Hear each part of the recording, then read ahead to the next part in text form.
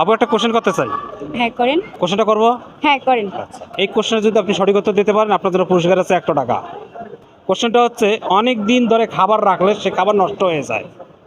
অনেক দিন ধরে খাবার রাখলে খাবার কি নষ্ট হবে না? নষ্ট হবে। গাছের গোড়ায় পানি না দিলে এই গাছও নষ্ট হয়ে যায়।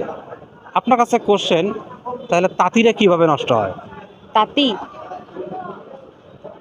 তাঁতিরা কিভাবে নষ্ট হয়?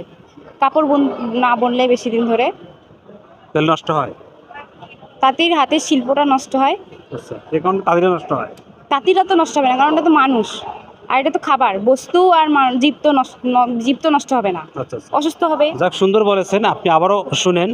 অনেক দিন ধরে খাবার রাখলে খাবার নষ্ট হয়, গাছে পানি না দিলে গাছ নষ্ট হয়ে যায়।